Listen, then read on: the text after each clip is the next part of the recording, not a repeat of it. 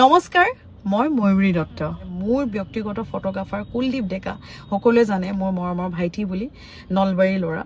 আৰু তেখেতে বিগত 3 মাহ মানৰ পৰা মোৰ হোৱাটছআপ, ইনষ্টাগ্ৰাম, ফেচবুক এক্সেছ কৰি ৰাখিছিলে নিজৰ মোবাইলৰ লগত। মোৰ যিখিনি মোলৈ মেছেজ আহে বা যেনেকুৱা ধৰণৰ মোলৈ কলছ আহে, গোটেইখিনি তেওঁৰ তাতো গৈছিল। সেইটো ডাঙৰ কথা নহয়, মোক কোনে ফোন কৰিছে, কোনে মেছেজ কৰিছে, সেইটো ডাঙৰ কথা নহয়। ডাঙৰ কথা হ'ল যে ইমান ডাঙৰ বিশ্বাসঘাতকতা তেখেতে কিয় কৰিলে সেয়া বাৰু নাজানো, কিন্তু এই গোটেইখিনি কথা গম পোৱাৰ পাছত মই আইনৰ সহায় ল'লোঁ আৰু আইনে খুব ধুনীয়াকৈ সহযোগিতা আগবঢ়ালে। যিহেতু খুব সৰু ল'ৰা কুলদীপ ডেকা, নলবাৰীৰ ল'ৰা, আৰু ছ'চিয়েল মিডিয়াৰ জৰিয়তে তেখেতৰ লগত মোৰ পৰিচয় হৈছিল। আৰু বহুবাৰ মেছেজ কৰাৰ পাছত যে বা মই আপোনাৰ লগত থাকিব বিচাৰোঁ, আপোনাৰ লগত ফটোগ্ৰাফী কৰিব বিচাৰোঁ, শিকিব বিচাৰোঁ, তেনেকৈ কোৱাৰ পাছত মই তেখেতক সুযোগ দিছিলোঁ। আৰু মোৰ বৰ ডাঙৰ ভুল হ'ল, তেখেতক বিশ্বাস কৰিলোঁ। আৰু ফটো এডিট কৰে, ফটোগ্ৰাফী কৰে, কিছুমান ক্ষেত্ৰত মোবাইল তেখেতৰ হাতত দিব লগা হয়। আৰু এতিয়াতো এনেকুৱা হৈছিল আমাৰ ঘৰখনত যে মই ৰাতিপুৱা শুই উঠি কি খাওঁ বা মোৰ ফোনটোত মই কাৰ লগত কথা পাতোঁ, কি ধৰণৰ কথা পাতোঁ, এভৰিথিং তেখেতে জানিছিল, সকলোখিনি তেখেতে জানিছিল। কুলদীপ নিজৰ ভাইটিতকৈও বেছি মৰম কৰিছিলোঁ। বৰ ডাঙৰ বিশ্বাসঘাতকতা কৰিলে আমাৰ লগত, কিন্তু কিয় কৰিলে তাতকৈ ডাঙৰ কথা, কৰাটোৱে আচলতে অপৰাধ। খুব দুখ লাগিছে। বেছি নকওঁ, বেছি কৈওতো লাভ নাই। এতিয়া সৰু ল'ৰা, ভৱিষ্যত উজ্জ্বল আছে। আৰু বহুত বেছি মই কিবা ডাঙৰ ষ্টেপ লোৱা নাই, কাৰণ ভৱিষ্যত আছে। সৰু ল'ৰা, মাফ কৰি দিছোঁ। কিন্তু আপোনালোকক এটি কথা জনাওঁ যে কেতিয়াও কাকো সহজতে বিশ্বাস নকৰিব। মোৰ যিটো ভুল হ'ল আপোনালোকে কেতিয়াও নকৰিব, কাৰণ আজি মোৰ সৈতে হৈছে, কাইলৈ আপোনালোকৰ লগতো হ'ব। কাৰণ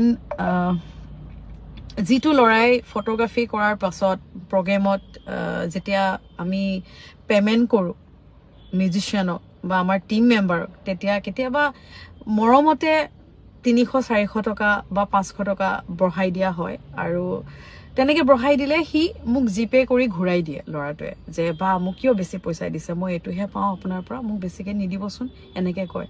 আজি সেই ল'ৰাটোৱে আজি 3 মাহৰ পৰা ফেচবুক, ইনষ্টাগ্ৰাম, মোৰ হোৱাটছআপ পৰ্যন্ত যে সি এক্সেছ কৰি ৰাখিব পাৰিব বুলি ভবাই নাছিলোঁ। 17 বছৰীয়া ল'ৰা মাইনৰ, ই সৰু ল'ৰা, কিন্তু ইমান সৰু ল'ৰাটোৱে ইমান ডাঙৰ যে অপৰাধ কৰিব ভবা নাছিলোঁ। কিন্তু মাফ কৰি দিছোঁ তেখেতক।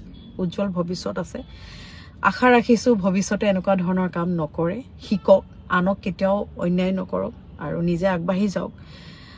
আপোনালোকে কেতিয়াও নিজৰ বাহিৰে, নিজৰ ঘৰখনৰ বাহিৰে, নিজৰ ঘৰৰ মানুহকেইটাৰ বাহিৰে আজিৰ দিনত, আজিৰ যুগত কাকো সহজে বিশ্বাস নকৰিব। আৰু এটা কথা আপোনালোকক জনাওঁ যে কোনোবাই যদি মোক বিচাৰি কুলদীপক ফোন কৰে বা কুলদীপ ডেকাক ফোন কৰে, তেতিয়াহ'লে মই আপোনালোকক জনাওঁ যে আজিৰ পৰা কুলদীপ ডেকা আমাৰ সৈতে নাই, আমাৰ টীমত নাই, আমাৰ কোনো ধৰণৰ অনুষ্ঠান, কোনো ধৰণে জড়িত নহ'ব কুলদীপ ডেকা। গতিকে আপোনালোকে মোক বিচাৰি যদি কুলদীপক ফোন কৰে, তেতিয়াহ'লে সেয়া মই জনাওঁ যে কুলদীপক ফোন নকৰিব। আৰু তেখেত আগুৱাই যাওক, নিজৰ ভৱিষ্যতটো গঢ়ক। আৰু ইমান ডাঙৰ অপৰাধ কৰাৰ পাছত মোৰো অকণমান মানুহৰ প্ৰতি বিশ্বাসটো কমি গ'ল। আৰু ভাইটি আছিলে, ঘৰতে আছিলে, এনেকুৱা 1 মাহত 15 দিন আমাৰ ঘৰতে থাকে ল'ৰাটো। আৰু কেতিয়াবা ফটো এডিট কৰিবলৈ, কিবা কৰিবলৈ মোবাইলটো দিয়াটো স্বাভাৱিক কথা, কিন্তু সেইটোকে যে সি সুযোগ হিচাপে ল'ব আৰু এনেকুৱা ধৰণৰ কাণ্ড কৰিব বুলি ভবা নাছিলোঁ। গতিকে গম পালোঁ, মাফ কৰিলোঁ, আৰু আইনেও সহযোগ কৰিলে, তাৰ বাবে বহুত বহুত ধন্যবাদ। আৰু যিসকলে ছ'চিয়েল মিডিয়াৰ জৰিয়তে বা ব্যক্তিগতভাৱে মোক ইমান সহযোগিতা আগবঢ়াইছে, বহুত বহুত ধন্যবাদ। ছাবস্ক্ৰাইব কৰক আছামিজ তাৰকা চেনেলটো আৰু বেল আইকনটো প্ৰেছ কৰক সকলোতকৈ আগত ভিডিঅ'টো পাবলৈ।